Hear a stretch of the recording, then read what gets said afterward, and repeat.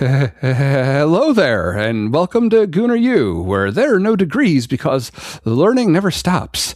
I'm Dove, a TA here at Gooner U, and my friend Keith is our stalwart, distinguished professor of Arsenal and football studies. Enter our classroom as we discuss the week's news involving Arsenal, Premier League, Champions League, international football, and sometimes MLS, because we're Americans. This week, Arsenal concluded our long road trip playing Inter Milan at the San Siro, and no other games this week. Nope, we definitely didn't play Manchester United at home this weekend. Hello, Keith. Hello, Dove. I see you're broadcasting from the ice planet of Hoth this evening. Just about. It's upper 50s here inside the house where I'm sitting, and there's nothing I can do about it. I hear it's kind of cold in Texas, too.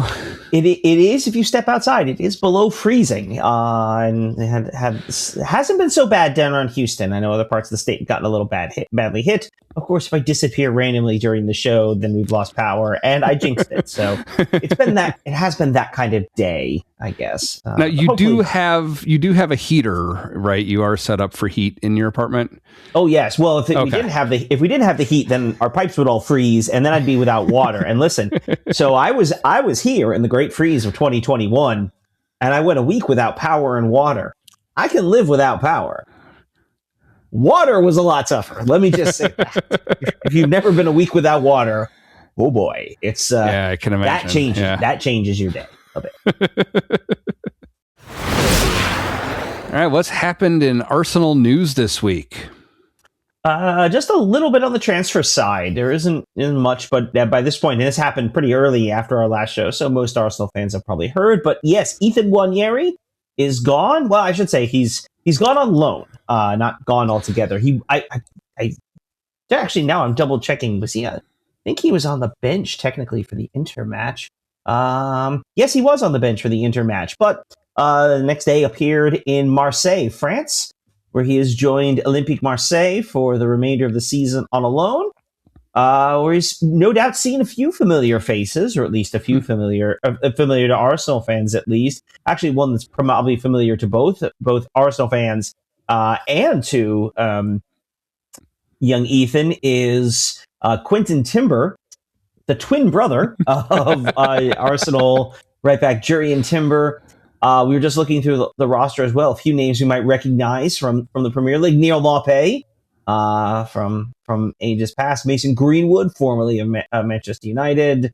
Who else did we see there? Pierre-Emile Højbjerg, formerly of Spurs. And old friend Pierre-Emerick Aubameyang, former Arsenal and several other clubs. Also for all you U.S. national team fans out there. Tim Weah, the American plays for the national team, is on loan from Juventus there in the south coast of France. Really good environment. I've been told very good things about the stadium they have there in Marseille. Typically one of the more well-supported clubs in France. Should be a really good experience for Nwaneri, and apparently scored within 12 minutes of starting his first game with them this weekend. So he's off to a pretty good start, I think. Yeah, definitely. It's good for him. You know, I don't begrudge him. Obviously, he wasn't going to get the minutes. So, give him some. And it can only be a good thing for us in the long run. And, you know, we're not likely to play Marseille anytime soon. So They are, we should point out, they are in the Champions League and are currently sitting in a playoff spot. Okay. However, we would not play Nwaneri because I'm imagining we wouldn't play him because I don't know if it's so much the loan part, because we remember with loans, at least within the Premier League, you can't play against your parent club. But I think also he may be cup tied or competition tied to us. So I don't know if he'd be able to play for them. But he does give them coverage so they could use him in Ligue 1 games. Right. Whereas, getting some space in the Champions League. They are also still alive in the Coupe de France. So, there'll be some good game opportunities for him. They're currently sitting third in the Ligue 1 table. So, okay, cool. On Tuesday, we played Inter Milan. This was our 7th league phase match. We defeated them 3-1. Pretty resounding, especially compared to our 1-0 defeat last season at the San Siro. So, yeah, it was a good day. Great environment, great atmosphere. Really, really interesting lineup that we were able to put out. I mean, I don't. It is interesting to sort of think about how we're approaching this game in terms of lineup, because we came into this, as we talked about, we hadn't clinched. We needed only a result in one of our last two games to clinch a top two spot, and by extension, basically home field through the Champions League, the knockout phases, however far we got.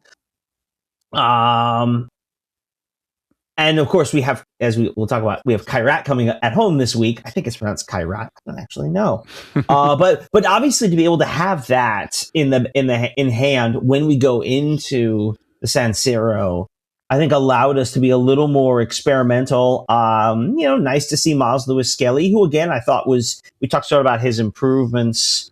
Some of the struggles he had been having. I thought he had a few moments in this game where he struggled a little bit early on, but I thought by the end had kind of grown into it and started to remind me a little more of the guy we saw last season.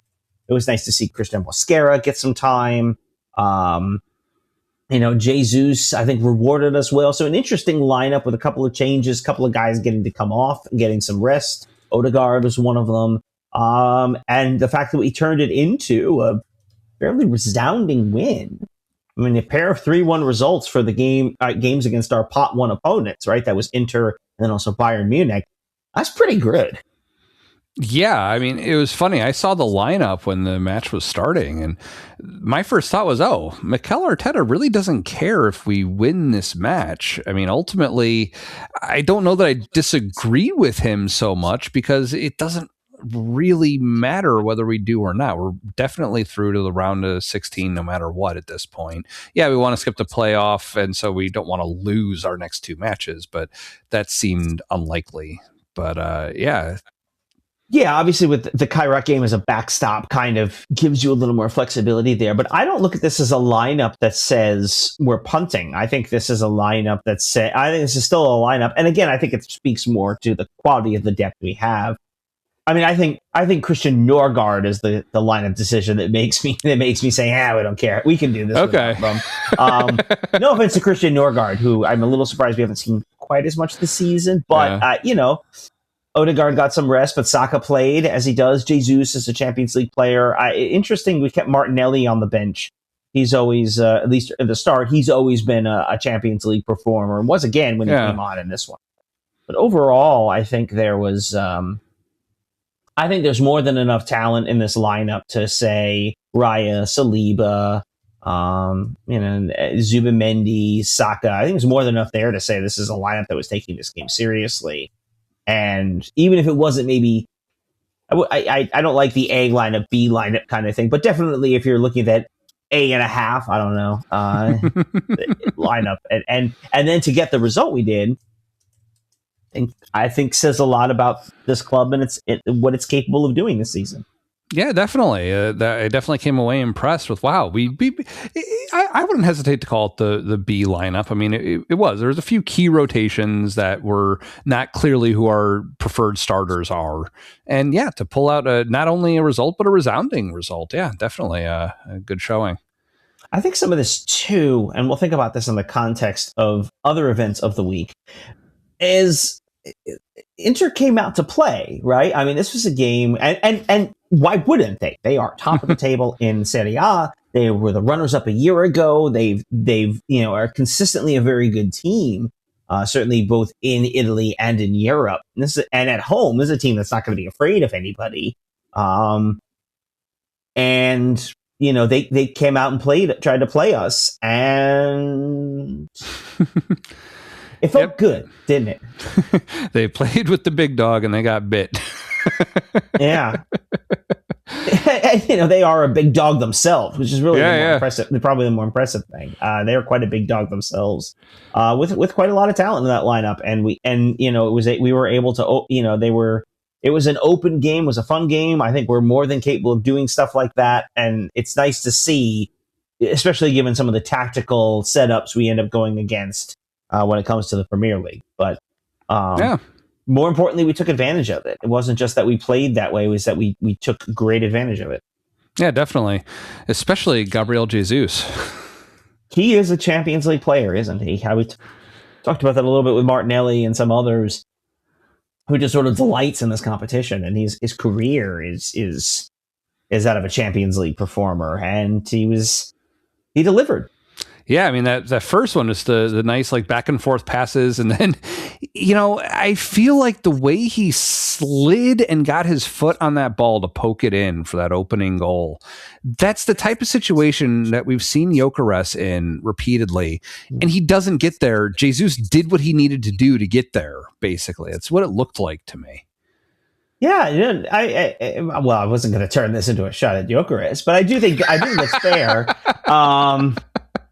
But I do think it's fair to the point that, it's the kind of goal that our offense, I think in particular, needs strikers to score. It's about being in position so that when the ball comes into the box that way, and Kai Havertz was very good at this. Now 2 seasons ago where we came out of the Dubai trip and just ripped off 5 and 6 goals a game. Mm-hmm. Havertz has always been good in our system at getting himself in position for that. And Jesus did a lot of that as well. I thought he was very good. Great little set of passes back and forth and around, and they found the spot, and Jesus was able to finish it. And off to a pretty good start, 1-0 to the Arsenal, right? Yeah, and it lasted for a little bit, maybe 8 minutes or so. Yeah. This is one where the kind of fell apart. The optimist or the positive perspective on this is that there were about 3 or 4 different times in the box that ball could have bounced slightly differently and not directly at the feet of an Inter player before finally getting to, who was it? Eastern European name was Sucic. Right. Sucic got the goal. I do think, though, there are a couple of instances, we talked about this in a moment, where guys weren't maybe as aggressive in clearing or closing down. The one in particular, when it happened in the moment that I kind of shook my head at, was I thought there was a ball that Lewis Skelly was not as proactive in getting to. I sort of talked about his, some of the criticisms of his game that we started with in the last couple of weeks. That was a moment there. Again, I thought he grew into it after that, but I think you could go either way on that goal. It was a little bit of good fortune for Inter to be in that position, but also like that ball probably shouldn't have been in that position at all. So no, and overall we've had that's something I think we saw with Manchester United today as we record also a little bit, just not clearing the ball effectively, just kind of letting it linger a little bit too long, and sometimes it comes back to bite us. Yeah, that was unfortunate. Yeah, but we came right back, and Set Piece FC strikes again. Inter Milan will learn, as everyone does eventually, what we're really good at. And I mean, I don't know. I know you and I have talked to us a little bit about corners and sort of the strategy of where they go. When it first came in, obviously I thought the corner was too long. Trossard heads it back in. Right. There's Jesus to the finish. But the more I watch it, I don't know. I mean, you think that was part of the plan? I wonder, because think about how many, and we've talked about how many balls go to the near post or how many balls go into the mixer there for Gabriel to get his head on, to go beyond, right, to go further, and then for Trossard to head back in, which I think is a pretty interesting. I mean, obviously it really looks really good because it worked and we got the goal out of it. But I do think the way we play, the way we set up, I think there's something to that. I think that might have been something of a more of a set play than just making something out of a bad situation. Yeah, I do wonder, though. It seems like that's a little bit riskier as a planned set play, only because you're risking more someone being in an offside position. Now, we were lucky here. There were Inter guys like standing inside the goal. It was basically impossible to be offside. But that's something that if we did this more, where you could be, like Trossard could have easily been ahead of a last defender when he headed that back. Yeah, I mean, that was one where I'm not as worried, because if you think about, you see how many times you see guys like crowding around the keeper and even in the goal. I'm not. I think if you put yourself in an offside position on a corner, I think it's as much bad luck as anything else. I don't think you can play sort of the expectation of, oh, we might be offside. I don't think in this situation that's really something that's as much of a bother. That to me, I could be wrong about that. To me, it could be. But yeah, I went through the same emotional roller coaster with that one, from like, oh no, he botched the delivery, to oh my god, we scored. that was pretty incredible. We scored! Yeah, a little bit of that. Yeah. But it was good to be back in front. I think it was, in the end, rather reflective of the game overall. I thought we were just overall better throughout much of the game, through into the second half. I keep trying to think back, and obviously it's been a couple of days, and I've had a very busy couple of days, but I don't really recall like a particular moment where Inter felt like they were really threatening. Am I missing something? Am I forgetting something? But No, pretty much the same for me. Yeah, they started getting more desperate. They started drawing yellow cards for stuff that they were doing to try and get to us. And yeah, no, I think they never really threatened again after that. Nice. Right up until, I guess we should say, we should also talk about, because he was catching some strays earlier, and I think we ought to say nice things about Victor Gyökeres, who Yes. who finished off the scoring. Yep. I mean, to me, that's the kind of goal we're expecting from him. That's the kind of goal. I mean, the finish was authoritative. I mean, you sort of saw obviously he celebrates, he does the Bane thing. Yeah, it was a little muted, I think, even with the Chelsea game, and there was one other where he had the penalty a couple weeks ago. It was celebrations a bit muted. There was nothing muted about this one. That was a goal. I mean, that's and he punched that thing pretty hard. Nice to see Martinelli as well. A fast break goal involving Martinelli in the Champions League. Who knew? Yeah, overall, I think it was a good night for him coming off the bench. Good job overall. And just really, it just feels so different playing in the Champions League than playing in than these Premier League games. There's just something different about the setup, and I think how the teams come at us and what they're kind of asking us to do. It is kind of an interesting question, because we are alive in both major competitions, obviously the Champions League and the Premier League, and what it takes to win either of them. And they are different, right? I think it's fair that you could look at certain teams and feel that they're better constructed to deal with with one or the other. It's interesting. There's a part of me that sort of feels like, this is going to sound awful, especially given the day's results, but hear me out. The depth Arsenal has makes it, I don't want to say easier, but it makes it more likely that they'd be able to win the league. The ability to rotate and maintain consistent performances across the season, as opposed to a situation like the Champions League, where, especially now that we're going to get into the business end, into the knockout rounds, a bad performance, you get the lineup wrong, you get the or someone has a bad day, some uncharacteristic mistakes, and you could see yourself knocked out, in an instant. So I mean, arguably, we lost the semifinal tie to PSG a year ago on that goal. They scored 4 minutes in right away, and we spent the whole game, the whole tie, basically chasing them. In a league situation, that isn't necessarily the case. Now, again, obviously, the league is a certain kind of grind. Comes with its own challenges. With the Champions League, obviously, you only have to play certain teams once or twice to get past them. I think it's interesting, but it's amazing, as we've talked about before, having gone through these 4 different competitions, especially in these 4 very different arenas, all these away matches and these different competitions, how different they all feel, even though we're looking at the same group of guys running out and performing basically the same routines. We think about the formations and everything as routines. We're performing the same routines over the previous 4 games. It's really kind of interesting. Yeah, definitely.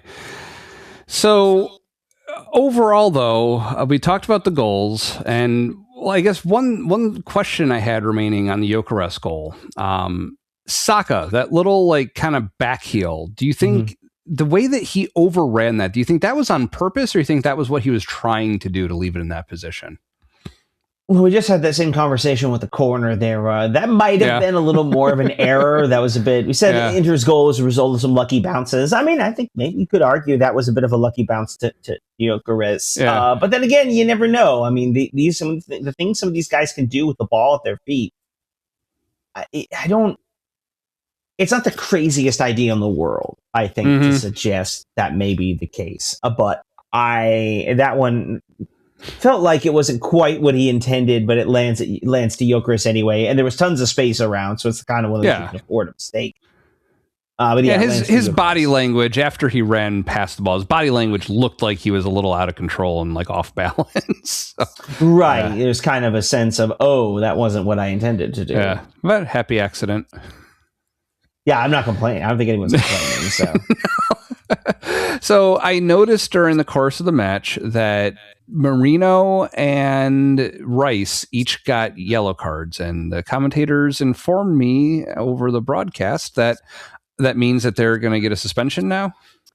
Yes, the yellow card accumulation. They will miss our final league phase game. There is an argument. This is kind of this is an ideal thing to do. Obviously, there's the Kairat game with the timing of missing that game, having that game remaining. I mean, if that's the game you're going to miss, what are you going to do, right? It's the game you're going to miss. Okay, it's Kairat. The other side of that, too, is that means they were both sitting on the yellow. Had they played Kairat and picked up the yellow in that game, that means they're out for the first leg of the knockout stage. Or when we get to the round of 16. Okay. Remember, because the yellow cards aren't erased until after the I believe it's after the quarterfinals. Oh, all right. I forgot that. They don't want players missing the final because of yellow card accumulation.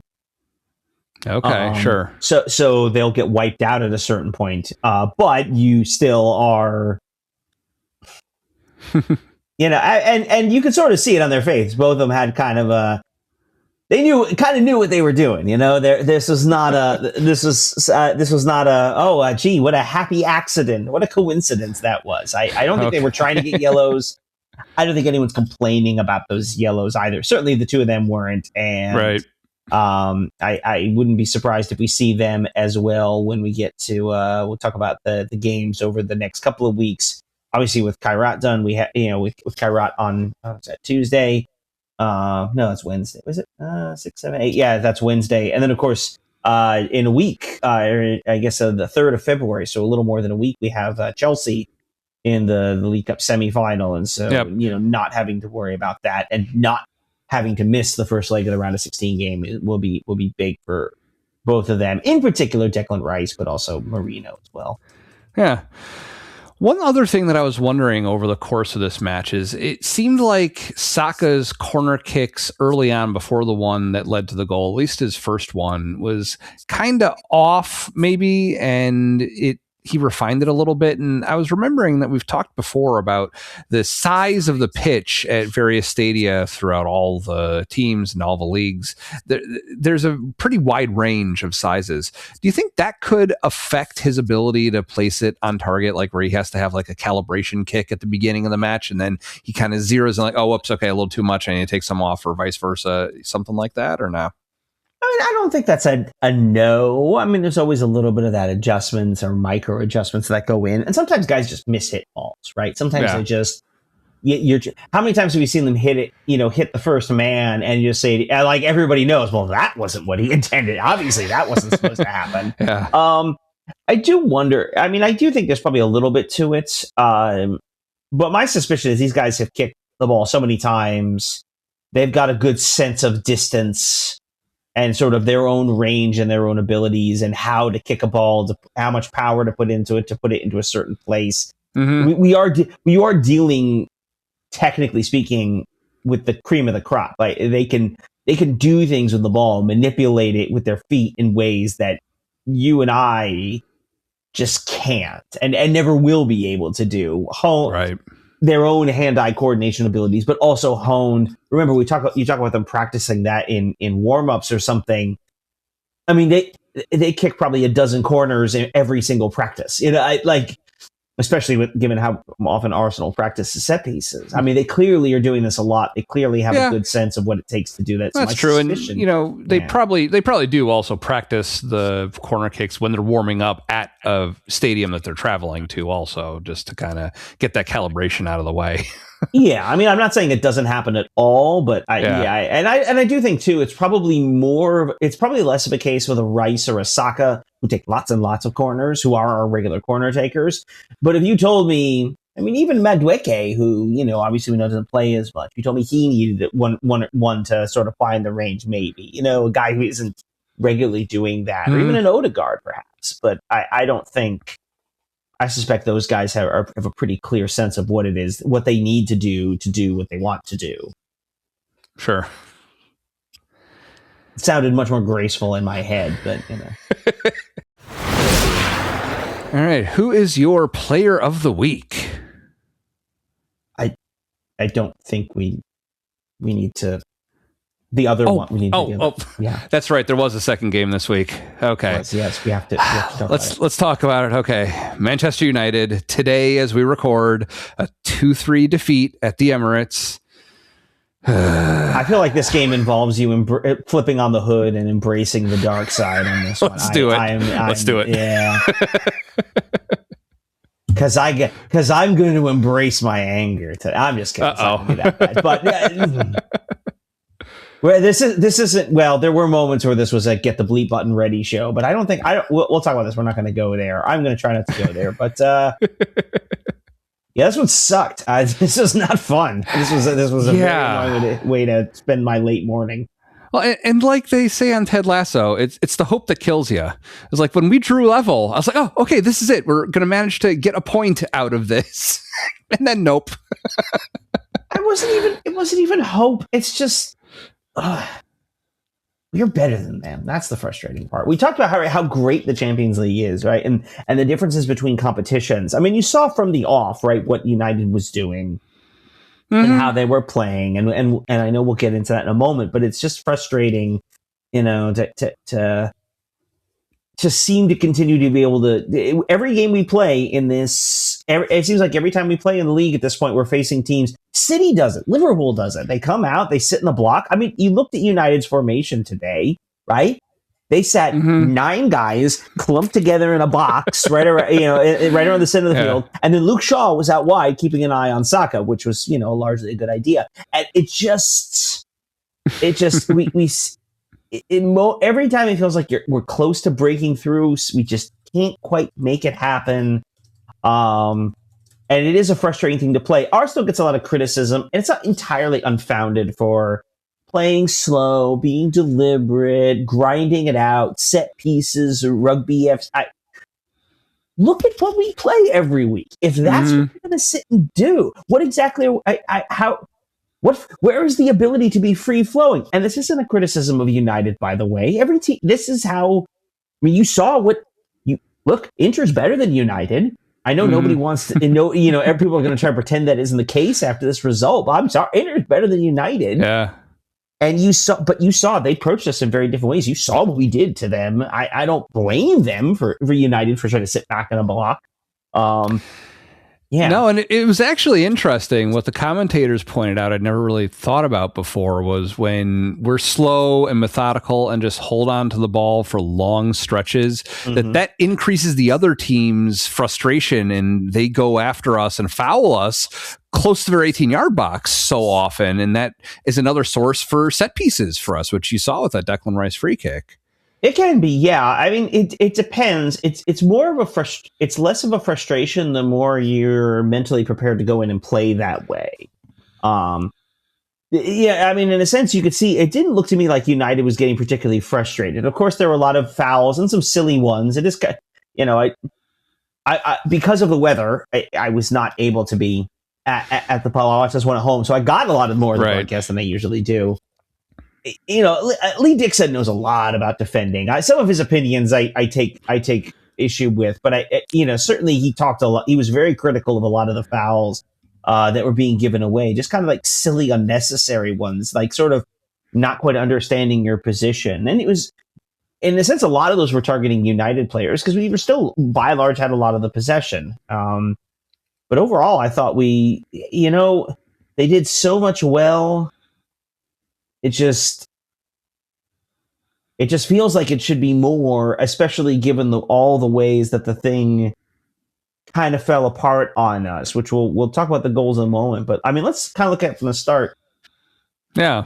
Jesus got the start after, the 2 goals at Inter Milan. And well, at the time, I was kind of okay with it.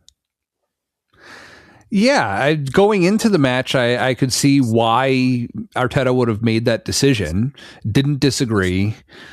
But right, it didn't really materialize much. And he had a few good moments. There was one, I think, in the second half, it was in the first half, where the ball came to him and he did the most Brazilian thing possible. He popped it in the air over one defender, spun another. It was actually a neat little sequence. It just then, we had the cross just wound up getting, went to a United defender who booted it, 50 yards away. Mm-hmm. It ended up coming to nothing, but it was, we talked about sort of the expectations, what we want from him. He wasn't able to hold up the ball particularly well, and we kind of fell more into that kind of, it did feel a little bit more of the horseshoe pattern, heavily weighted, of course, to the right side with Bukayo Saka. It just, I know we don't want to do this, and I know this is it's a low percentage play, but I almost wonder if there's a value in this, in putting Mikel Merino up top and essentially hoofing crosses into the box. Yeah. I know we don't want to do that, and I get why that's not necessarily a good idea, but part of me feels like, just in the sense of trying something different, giving them something else to think about. Again, I think the Kai Havertz we've had, I think is this kind of, I know there's some dissent about Havertz in general, ignoring for a moment, obviously he's still coming back to strength and probably wasn't ready for a game like this. I know there's some conversation about Havertz. I feel like he plays that position in a way that Arteta wants, in a way that Gyökeres hasn't quite figured out, and maybe Jesus could have done, but I just don't feel like he quite does as well now in the aftermath of his injuries. Maybe that's overreading the moment, and maybe that's just overreading some of my frustrations. But big picture, I'm not upset with the season or anything like that. This is not a referendum on Mikel Arteta manager. But it is obviously frustrating to watch the game and watch sort of how we played, and feel like I understood why Jesus started, and I don't see why Gyökeres would have been necessarily a better option in that one. It's just, it feels like there's something. It just feels like if those are going to be our 2 options, we're kind of just we're doing the same thing and expecting different results. Is kind of what it feels like to me in that case.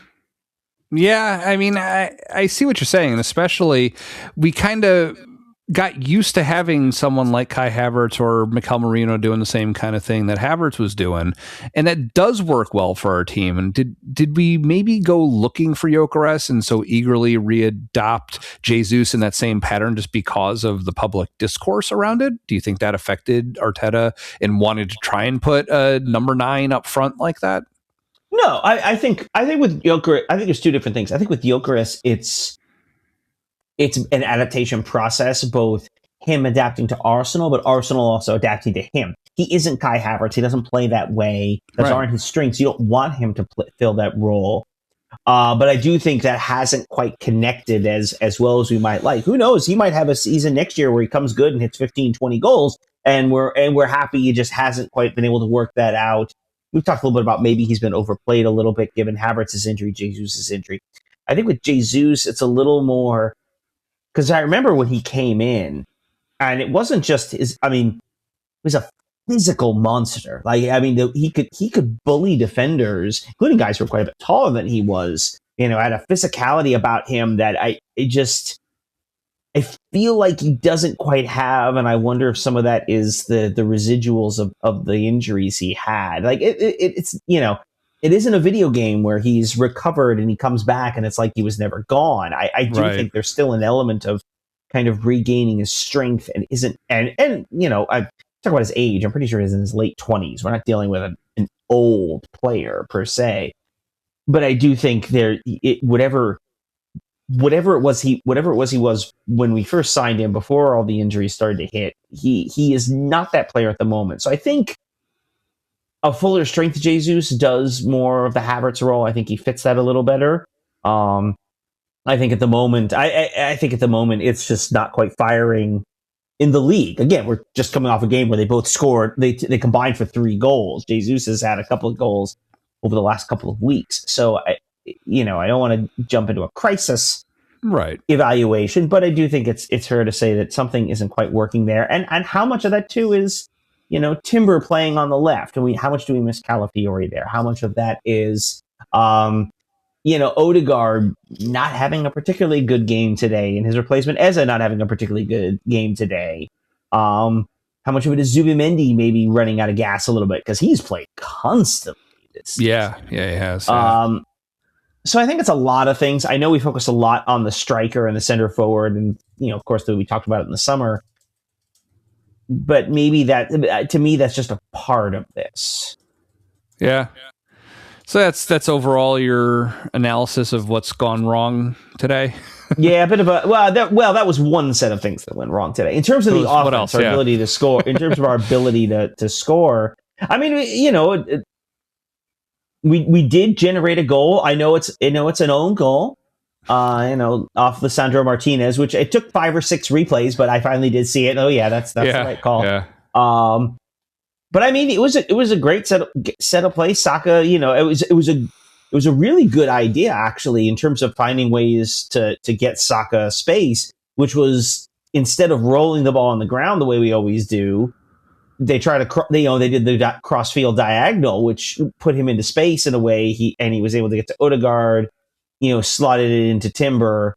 Yep. And, I bundled in off Martinez, but I think if Martinez doesn't get that, Timber does, and I think we are still talking about a goal. It's exactly like that Jesus header from a few weeks back when he first came back, and it was the Wolves game. Yeah, it was very clearly like, okay, if that guy isn't there, Jesus just heads that in unencumbered. So yeah. Same thing with Timber here. Yeah, and again, I think honestly, again, some of this is results oriented criticism because honestly, we bossed this game. For the first 20, 30 minutes. I mean, United didn't even have a shot, much less a shot on goal. We weren't generating shots on goal, but we were there. I mean, there's a scenario where that goal is sort of the beginning of the Python squeeze. You could hear a little singing 1-0 to the Arsenal, and that's when the squeeze. I said it out loud. and then, but then something cracks. And it's 2-0, and all of a sudden, it starts to snowball for them from there. Yeah, that is not what happened. That is not how this played out, is it? No, it was more excruciating than a Python squeeze. Well, it was. It just was the wrong direction. Yeah, basically. Yeah, so they came back. It was what they said, 7 minutes 58 seconds or something. It was quick. It was quicker than it should have been. So we're talking, of course, about Zubimendi kind of gifting them the ball, not too dissimilarly to how Gabriel did when he first came back from injury a few weeks back. What happened there? What was Zubimendi trying to accomplish? I think, and at the moment, obviously, Zubimendi, because it is easy to watch the play as it goes on and think, Zubimendi, what are you doing? Yeah.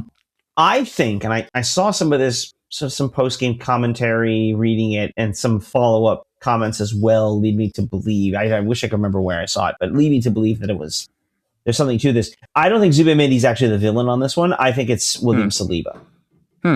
Because what you see there is Saliba making the pass to put Zubimendi in an awkward position. Like, he doesn't receive the ball particularly well, and he's already under pressure, which is something Saliba kind of needs to recognize and see. True, I saw the term, you'll hear it in American football, it's a hospital ball. As in, you throw the ball in a place where the guy is in a position where he's likely to get popped and wind up in the hospital. It's a dangerous pass. Yeah. When really what Saliba needs to do in that instance is probably just, whack it upfield, because they're being pressed. Both he and Zubimendi were being pressed. maybe you could talk about, I've seen people talk about Odegaard maybe should be tracking back as well a little bit better. That, give it more outlets. That's fair. But really Saliba puts Zubimendi in a horrible place. And I think Zubimendi kind of goes with the reflex, which is slide the ball back into the center where it should be Saliba or probably Raya. But of course, neither of them are there, right? And it's instead just Mbeumo. And credit to Mbeumo, that's, that happens so quickly. And he's getting the ball there. I mean, and he's facing down Raya and Gabriel charging in at him in that moment, and is kind of, coolly puts it away. But yeah, just a brain fart of a moment. Mm-hmm. And, a game that we have largely been in control of is suddenly 1-1, and you're giving life to a team that you really just can't afford to do. But having said that, it's halftime, it's 1-1, really shouldn't be 1-1. I think you still feel pretty good overall about what we should be able to do. And we've seen this a few times this season where we've put in kind of a mediocre first half. We get an opportunity in the second half. We come out and have been much stronger and are able to turn the game around in our favor. Especially at home. And that didn't happen this one, did it? No, we came out defeated, it seemed like. I don't know. Or at least not defeated. We didn't play very well. I mean, let me just say this. I think the real pivot point in the game is Dorgu's goal. Because I think it was early enough in the second half that we hadn't done anything. So nothing had really happened at that. In the half, at least nothing had really happened. And all of a sudden they get the ball. They got a loose ball there in the middle. Dorgu and Bruno Fernandes get a little back and forth. And it's an incredible finish from Dorgu. One he may never do again in his life, but credit to him. He does. It's a good finish. And somewhat a bit out of nowhere, it's 2-1 against, and that's suddenly when it felt like, I don't know. I know we don't exactly have the most robust home crowd. I know they're up for some big games and they're up for some good moments, but I know the Emirates is not exactly isn't a wall of sound from kickoff to final whistle every single game. It felt very nervous listening. The listening part felt very nervous. Yeah. Too bad nothing rhymes with Emirates quite the same as the Highbury Library. No, it's probably better nothing does. Yeah. But yeah, it felt very nervous. It felt like there was a lot of nervous energy. I mean, the United fans made a bunch of noise when they scored, but honestly, it's not as if they were, some sort of overwhelming presence. I mean, think about some of the European crowds, the traveling European crowds right. we've seen. Those guys bring it. And our away fans have had plenty of good showings this season. But it felt nervy, and understandably, I mean, being down at that point, and we should be able to come back, and yet you could tell things weren't quite right. Because you saw, and I've been racking my brain to think if I've ever seen this before. I'm sure it has happened a bunch. I've just never seen it. Although I shouldn't say a bunch, because the 5 sub rules have only been around for since COVID. We saw a 4-man substitution in the 57th minute. That was pretty crazy. confident I've never seen it before. I mean, you see the triple sub pretty frequently, but a quad, I mean, there's a reason that you don't see it. I mean, I'm imagining most of the time you want to leave at least a couple subs for later in the match, just in case there's an injury, and then to give you one more chance to kind of bring in a tactical sub like we ended up doing with Madueke later. But it leaves you exposed more if someone gets hurt too. Then you have limited options. Yeah, that's a philosophical kind of conversation about how different managers handle subs. Do they like keeping one in their pocket? I think the 5 subs has really changed a lot of that calculus in ways that it's not just about who you bring on, but sometimes who you don't bring on for various reasons. It was interesting. I think you could almost treat them. I think you could sort of treat them a little bit. Well, I shouldn't say all a little bit differently. One of them, so Ben White came on for Piero Hincapié, which I'm not going to say that was planned, but I think this is the first time we've seen Hincapié in a couple of games. I think maybe that was a He's gone 60 minutes, and I didn't think he was particularly great. I thought he had some struggles here and there. I think that was kind of a case of let's get him off. Otherwise, I think Right. looking at the rest, Jesus, Odegaard, and Zubimendi came off for Gyökeres, Eza, and Marino. I mean, I think it's fair to say that those three coming off, we talked a little bit about Jesus. I didn't think Odegaard was particularly effective today. I mean, we talked about Zubimendi's mistake. I think he's kind of looking a little ragged in general. I think in a lot of ways this was, think about it, you're basically swapping out half your lineup. Just about. And, you wonder when he does that, is that signaling to the rest of the players who stay on that they should be panicking a little bit? Like, does that possibly make things worse? Yeah, that is the interesting part of it, is the psychological side. And you never really know. I mean, I'm sure Arteta obviously knows these guys a lot better than we ever will. I'm sure he has a pretty good sense of their psychology and things they react positively, negatively to. I mean, sometimes you have to change things up. Sometimes you have to be able to light a fire under guys. And sometimes you just have to swap people out and say, look, this isn't working. Typically, a sub about an hour in, it's fair to say that it's not working, and you need to really make some changes and do a few things differently. I think the frustrating part about that was, other than Marino, who I thought was pretty good in his time, I didn't think Eza really did anything. I didn't think Gyökeres really did anything. Even Ben White, which really ended up switching, Timber over to the left side. Right. I didn't think that necessarily. Ben White maybe had some good moments with Saka, but I don't. At least Marino made a difference. Yeah, it's one of those that just felt like they didn't quite work. And then, same thing a little bit later, Madueke for Trossard in the final sub. I don't think Madueke is good. That's not going on his highlight reel. No. This one isn't a performance that he's going to want to remember. It was interesting that he chose Madueke instead of Martinelli to come on. I was wondering with that, do you think it's kind of the reason that I had picked Madueke as player of the week a couple weeks back, where he's just able to break into the box in different ways than other players are? Do you think that was part of it, or what do you think was the thinking there?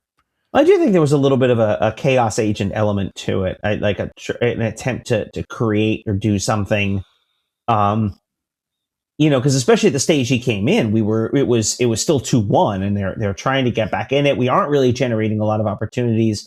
The closest thing we had was right before that, right before the quad sub, where that corner nearly goes in. Right, it obviously didn't. Yeah, I think, I think too, maybe Trossard was tiring a little bit. He had some good moments. He also had some kind of weirdly ineffective ones as well. Like, I don't think you can walk out of this game and say, well, so and so can hold their head high here. I think everyone had some moments that they really want back. And it is interesting to read, because in the moment I didn't love the quad sub as much as I didn't like the way we were playing. To me, sitting here at home, it said, this feels like we're panicking. But maybe we should have panicked. We weren't playing particularly well. We were trailing to a team we probably shouldn't have been. Maybe that was an opportunity to be more proactive. And that, of course, has been the longtime criticism of Arteta, right? Not using his subs, holding off until too late. You can't say that today, that's for sure. No, to quote Toy Story, this is the perfect time to panic. Yeah, I don't know. Ultimately, this game kind of ranks up there alongside Wolves as in the running for worst performance of a season so far. How do you feel about it between those two? Where do you think we were better or worse? I think let's give some credit to Manchester United, who's much better than Wolves. I think that sort of goes. Obviously the result of Wolves. Which, by the way, we should mention the final 2 goals. Marino bundles it in over the line. Yeah. Across the goal line absolutely counts. Well, yeah, the defender was standing inside the goal when he cleared it. It's Well, to be fair, that was Sesko, who is a forward, not a defender. So, but yes, yeah. That's one of those. You are not supposed to be. That's why you don't stand in the goal, because when you hit it, it's too late. Um, And then, of course, just minutes later, I mean, the ultimate gut punch there. I mean, in a sense, you sort of feel a bit like Wolves did in that game, where they get the goal to tie and then suddenly give up the winner. I mean, it's a nice finish from Cunha, but he just gets way too much space. That's just this is poorly handled by us. I mean, again, there's nothing terribly shocking about what United was doing. It was the exact same thing they did against City last week. It was the same thing we kind of all knew. They were going to sit back, defend, and try to beat us on the counter. And they created a couple chances on the counter, but that was really Dorgu and Cunha there were kind of those opportunities. Even Cunha is a pretty nice finish. I hesitate to go worst performance of the season. It certainly feels the worst. I mean, even the liver, I'm thinking we've lost 3 games this season.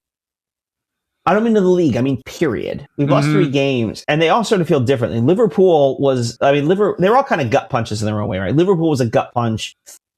This was a game I think we feel like we probably should have drawn 0-0. Like it took a ridiculous free kick to get the goal, and credit to it was Zoboslai.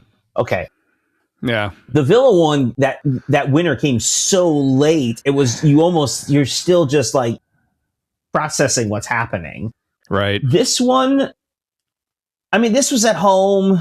Certainly in terms of the losses, this was definitely the most frustrating. This was at home.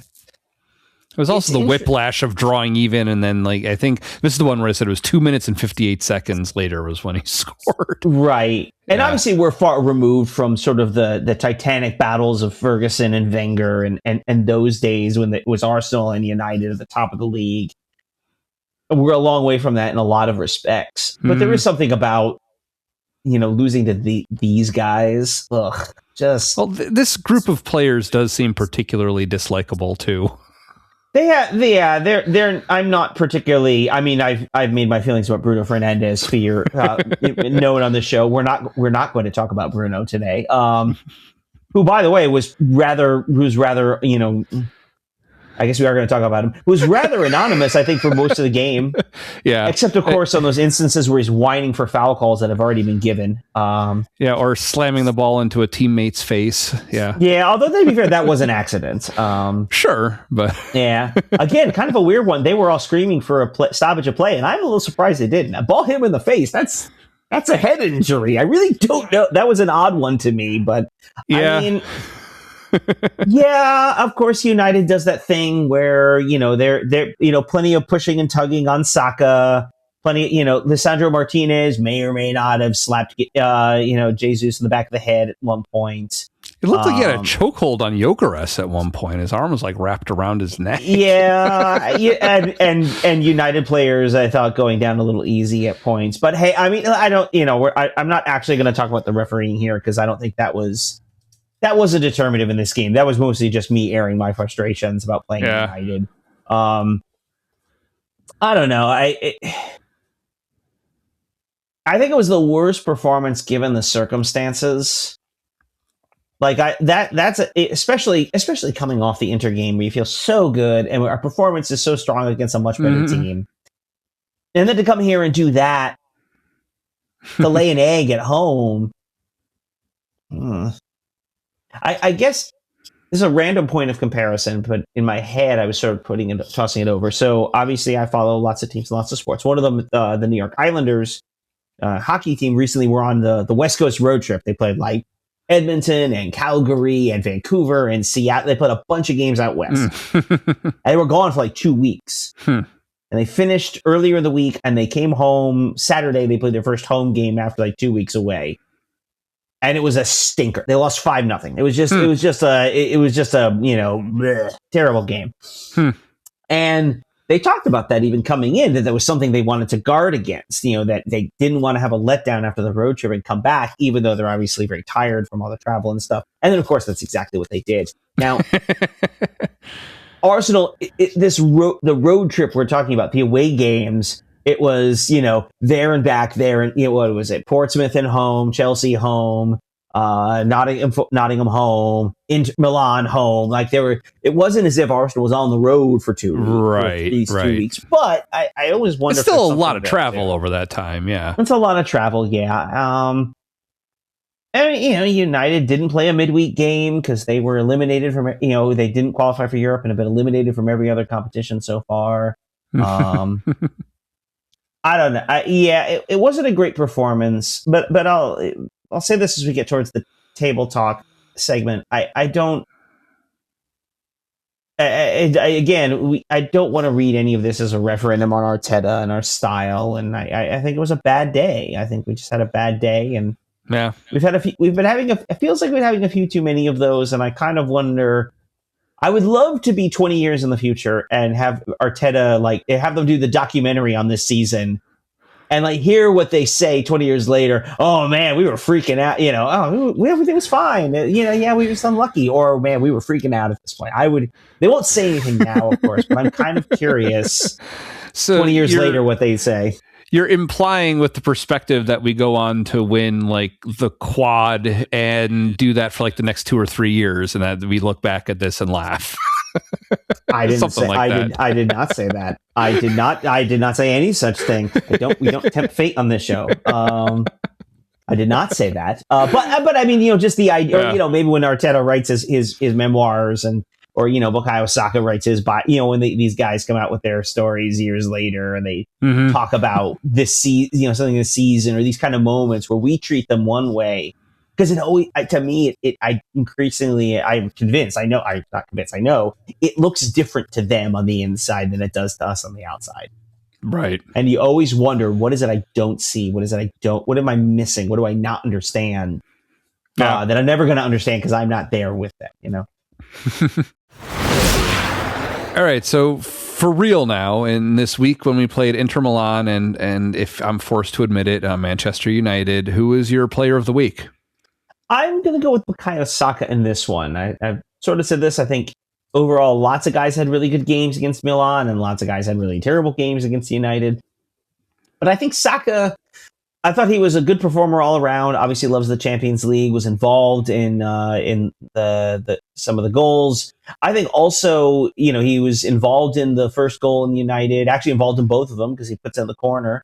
And I think as well, we talked about their formation and Luke Shaw and basically, always being on him and the double team always being put on him and still was able to generate some opportunities. So I think he gets a lot of credit as being the sort of the most dangerous player we had. I think you can point to a couple. It's hard for me to point to too many others in particular. Maybe I could see an argument for Declan Rice. And some of the commentary, maybe you could be critical of Saka for not trying to take more control of the game as a star player. But overall, I thought he did what he could and just was kind of more let down by his teammates than not stepping up to the moment. But also looked really good against Milan. So for me, Saka player of the week.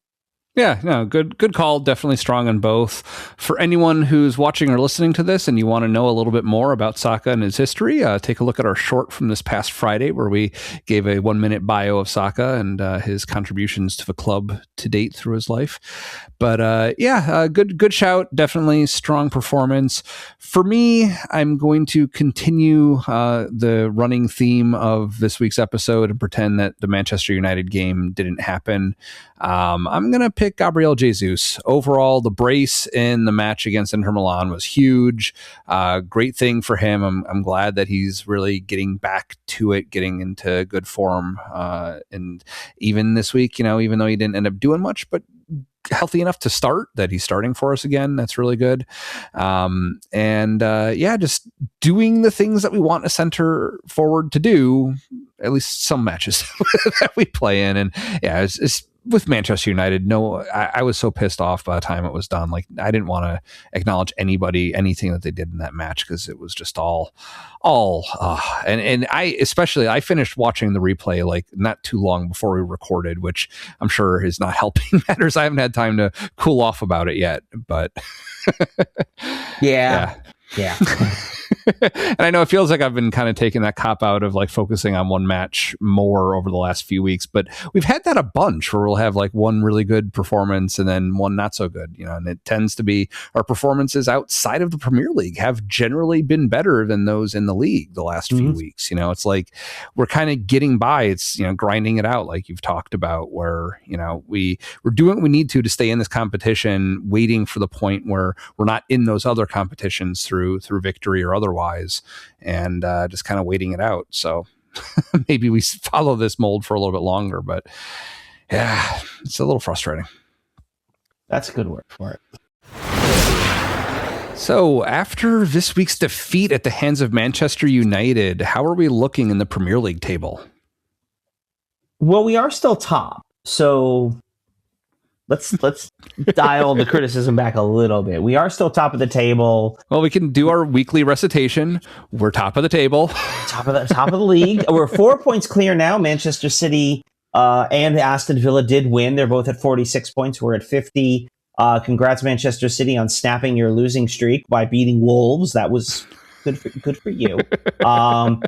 Good job losing to Bodo Glimt midweek as well. So, we're still at the top of the table. Yeah, are there flaws? Yeah, are there things that are bothersome about the way we're playing? Absolutely. But I mean, is there a team in Europe you would really trade praises with at this point? Because, we'll also take a look. We are top of the table in the Premier League. We are top of the table in the Champions League as well. We are the best team in Europe. And by the way, we should point out the win over Inter did clinch us a spot, officially clinched us one of the top two spots, top two seeds, I should say, in the knockout rounds all the way through. So it means we will be home in the second leg of every knockout stage tie through the semifinals. Of course, then the final is in Budapest, and so that's obviously different. We are very likely to finish in first. Technically, the two things that would need to happen for us to not finish in first, to finish in second behind Bayern Munich, would be one, to lose to Kairat, and second, in the process of losing for Bayern Munich, in winning, to overcome a 7-goal difference deficit, basically. So I'm not going to say we've clinched it, because we haven't yet.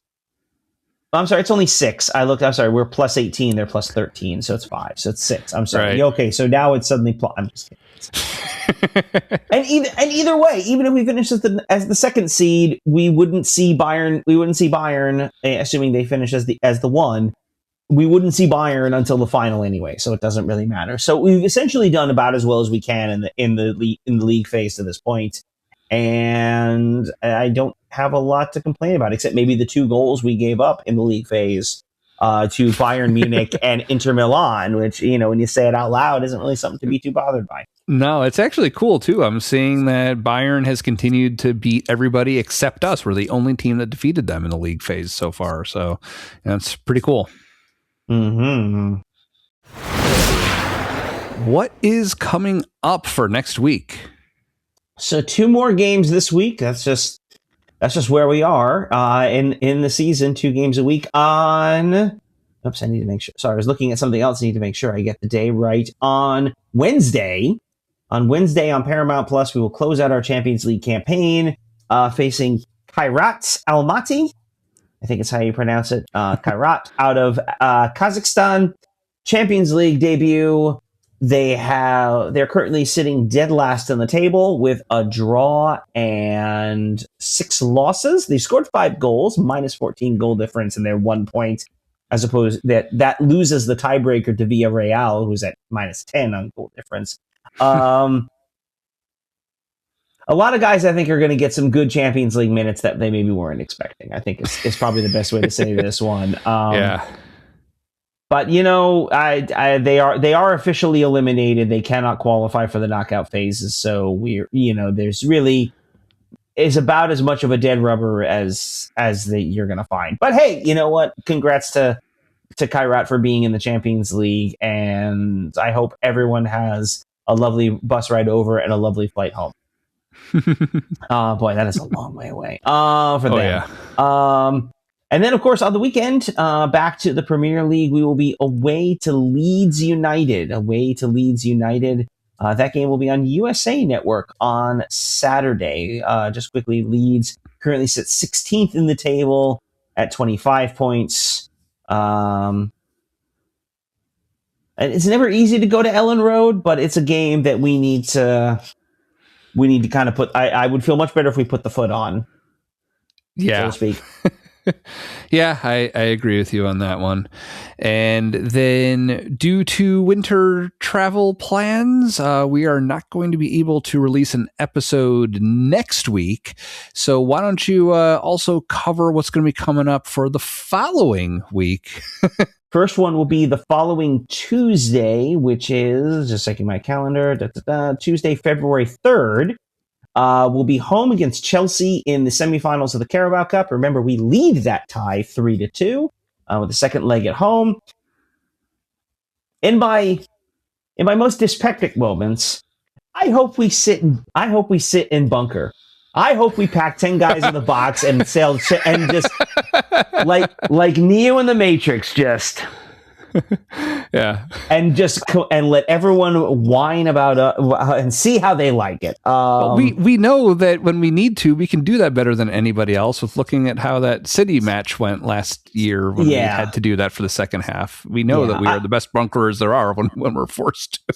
Yeah, we're not going to do that, of course. We're going to come out to play them. On the off, if Chelsea wins the game by a goal and the tie is level at the end of 90 minutes, I believe they will go straight to penalties for that one, for a spot at Wembley in the final. So that's coming up in a week, in a little more than a week, and then we'll from there another home game Saturday in the Premier League against Sunderland, who has cooled off a little bit from where they were at the start of the season. Not a huge surprise, but it'll be nice to get them at home, and hopefully in the next few games, we'll be able to get back to our winning ways at the Emirates.